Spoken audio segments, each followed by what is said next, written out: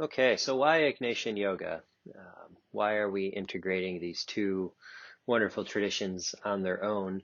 Um, well, I mean, I think most simply put, it's come out of our own experiences, that it's somehow spoke to us as teachers, as team members, and to many people we encounter.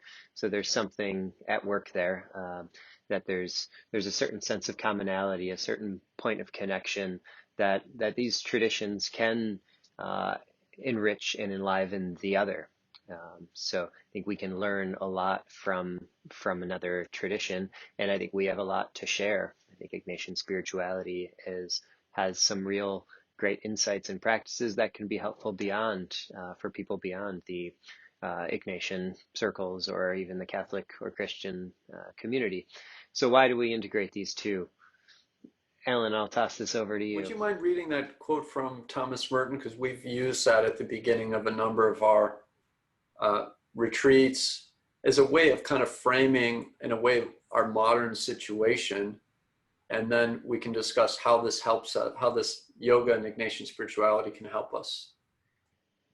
To allow oneself to be carried away by a multitude of conflicting concerns, to surrender to too many demands, to commit oneself to too many projects, to want to help everyone in everything, is to succumb to the violence of our time. By Thomas Merton. So one of the Jesuits that I've studied with, great spiritual master, although he'd never call himself that, Father Howard Gray, he had this phrase, it's sort of drawn from the principle and foundation. There are many good things to be done in this world. Not all of them are meant to be done by me.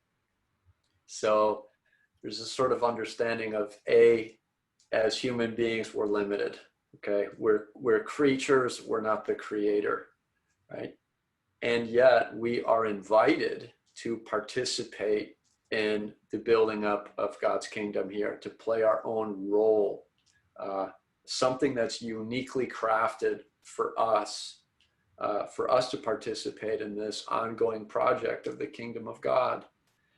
And what has been helpful for me in terms of both yoga and Ignatian spirituality is, what are those practices I can do that put me in a position to be open to that grace, right? That slow me down, that help me to feel less fragmented, right? Which is essentially, yoga can be translated as oneness, as integration.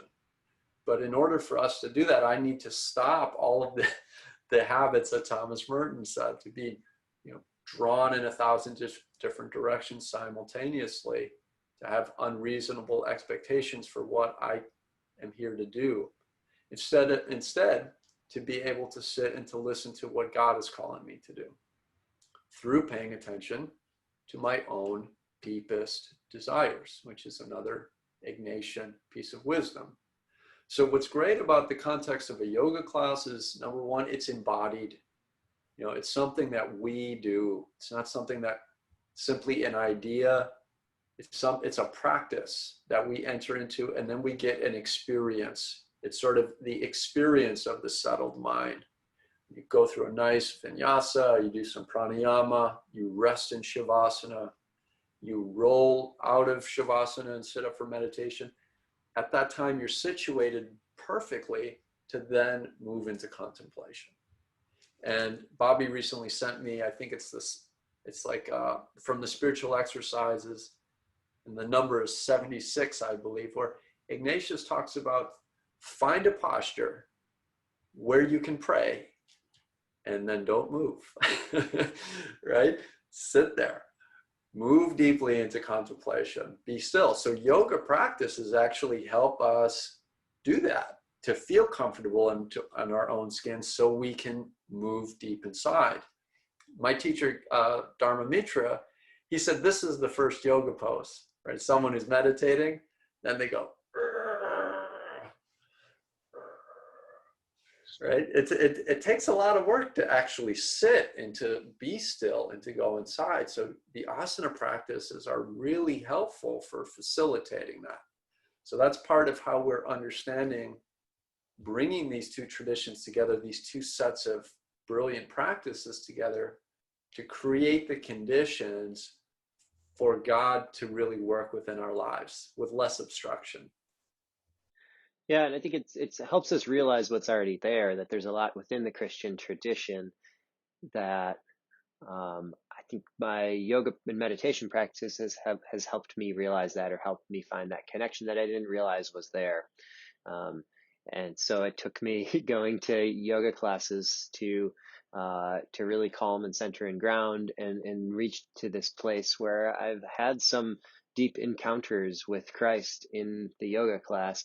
Um, and and so seeing how I think yoga has that capacity to help me get out of the thinking mind, to calm the mind, calm the body, in order to be more disposed, in order to be more available to have this encounter, uh, and and in the sense that I think that can lead to a deeper awareness of what's already here in our tradition. So, and in this journey through Ignatian yoga, we've certainly found a lot of uh, connections and insights within the Christian tradition that speak of a similar thing, as Alan was just saying.